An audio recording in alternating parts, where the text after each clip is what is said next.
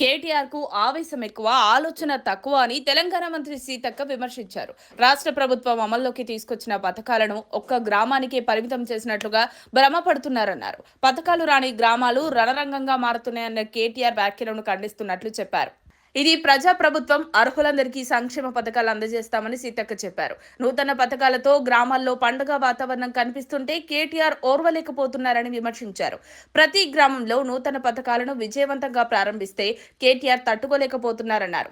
ఒక గ్రామంలో పథకాల అమలు లాంఛనంగా మొదలుపెట్టి ఇతర గ్రామాలకు విస్తరిస్తారన్న ఇంగిత జ్ఞానం లేకపోతే ఎట్లా? అర్హులందరికీ సంక్షేమ ఫలాలు అందించడమే మా ప్రజా ప్రభుత్వ లక్ష్యమని సీతక్క తెలిపారు.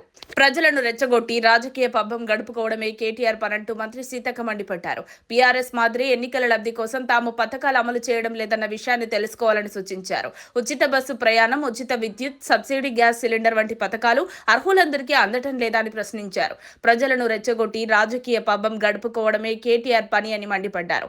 గత సీఎం కేసీఆర్ కేవలం చింతమడకకే సీఎం అయినట్లు వ్యవహరించారు. కానీ తమ ప్రభుత్వం అర్హులందరికీ సంక్షేమ పథకాలు అందిస్తోందని తెలిపారు.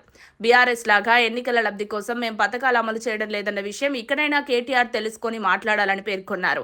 దళిత, గిరిజన కుటుంబాలకు 3 ఎకరాల భూమి, బీసీలకు బీసీ బంధు, మైనార్టీలకు మైనార్టీ బంధు అని చెప్పిన బీఆర్ఎస్ ఏ మేరకు వాటిని నెరవేర్చిందని నిలదీశారు. గత 10 సంవత్సరాలలో పేదల గృహ నిర్మాణాన్ని విస్మరించి కొత్త రేషన్ కార్డులను ఇవ్వని మీరు ఇప్పుడు మాయమాటలు చెబితే ప్రజలు నమ్మే పరిస్థితి లేదన్నారు.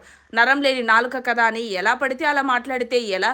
కొంచెమైనా ఆలోచన చేయక్కర్లేదా? ఆవేశంతో కాదు, ఆలోచించి మాట్లాడాలి అని కేటీఆర్ కు సూచించారు మంత్రి సీతక్క. మరిన్ని అప్డేట్స్ కోసం మా కాయ్ టీవీని సబ్స్క్రైబ్ చేసుకోండి.